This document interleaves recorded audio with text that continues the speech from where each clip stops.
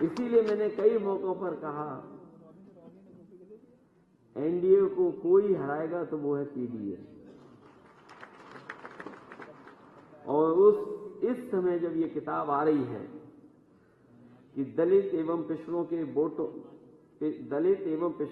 वोटों से सत्ता, तो इन्हीं लोगों ने कभी एनडीए को बढ़ाया, और इस बार हम लोग अगर जागरूक कर ले जाएंगे तो यही लोग पीडीए और हमारे इंडिया को बढ़ाने का काम करेंगे।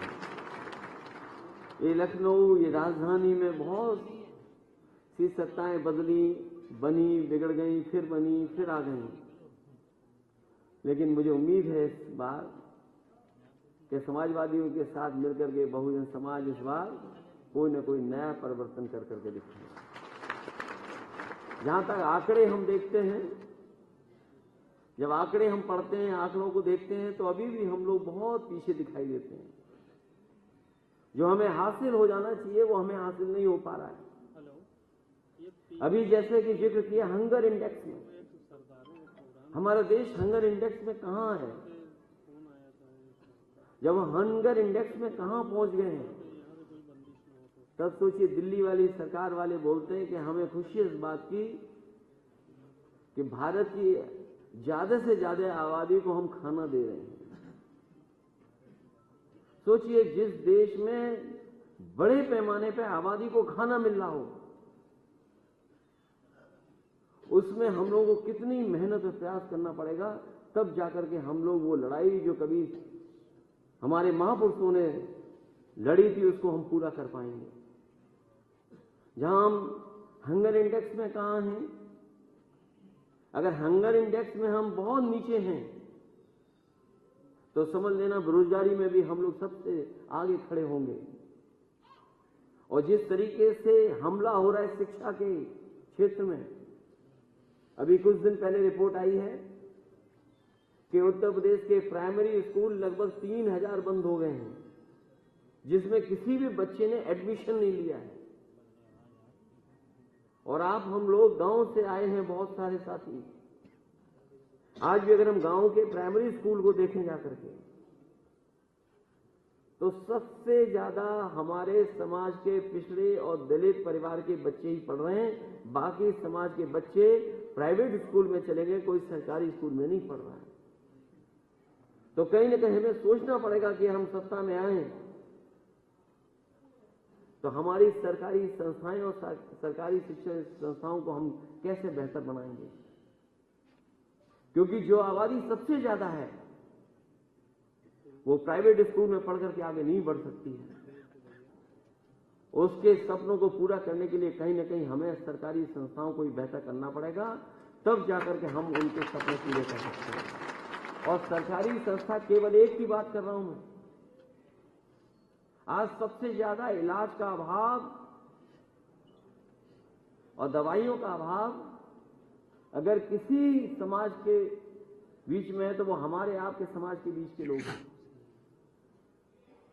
थोड़ा बहुत हम लोग आगे बढ़े हैं, लेकिन उस आगे बढ़ने से हम लोग उस जगह नहीं पहुंचे जहां हम परिवर्तन ला सकें। और सही आपने लिखा है, वोटों से सत्ता। ये बाबा साहब भीमराव अम्बेडकर जी ने जो अधिकार दिया हमें एक वोट का, हमें इस एक वोट के अधिकार को हमेशा याद रखना है और इस बार के चुनाव में जरूर याद रखना है। क्योंकि जैसा कि हम लोग पढ़ते हैं और देख रहे हैं कि 24 का चुनाव देश का वो चुनाव होने जा रहा है जो बड़ा परिवर्तन लाएगा। अगर इंडिया गठबंधन पीडीए के लोग जीत गए तो ये देश बाबा साहब भीमराव अम्बेडकर जी के सिद्धांतों पे चलेगा। और अगर हम लोग 24 की लड़ाई में पीछे रह गए तो न जाने कौन सा संविधान आएगा जो चलाने का काम करेगा इस देश को। जो लोग कहते थे कि नारी बंधन के लिए, नारी सम्मान के लिए जो बिल लाए थे, उनके काम करने का तरीका तो आप देख लो। अभी मध्य प्रदेश में चुनाव होने जा रहे हैं। जो लोग कहते 33% आरक्षण देंगे दलित को और ट्राइबल पॉपुलेशन को, उनसे पूछिए कि आखिरकार जो आप टिकट घोषित कर रहे हो मध्य प्रदेश में, उसमें कितनी महिलाएं हैं, और जो महिलाएं दे रहे हो उनमें से कितनी 33% वाली हैं। तो जो लोग हमसे आपसे वोट लेना चाहते हैं, एक बिल ला करके, एक एक्ट बना करके, कानून बना करके, कम से कम इन चुनाव, जहां जहां चुनाव हो रहे हैं वहां पे तो दिखाएं कि वो उस आबादी के हिसाब से उनको आरक्षण दे रहे हैं। और फिर ये आरक्षण आधा अधूरा है, वो हमारे और आपके बीच में लड़ाई कराने के लिए आरक्षण क्या है। इस आरक्षण में पिछड़े तो है ही नहीं। बिना पिछड़ों के और बिना अल्पसंख्यक मुसलमान भाइयों के ये आरक्षण की व्यवस्था अधूरी है। ये पूरी। नमस्कार, मैं हूं मानक गुप्ता। अगर आपको हमारा ये वीडियो पसंद आया हो तो इसे लाइक और शेयर जरूर करें, और हां, हमें सब्सक्राइब और फॉलो करना ना भूलें ताकि आप देश और दुनिया की कोई खबर मिस ना करें। तो जुड़े रहिए हमारे साथ और देखते रहिए News 24।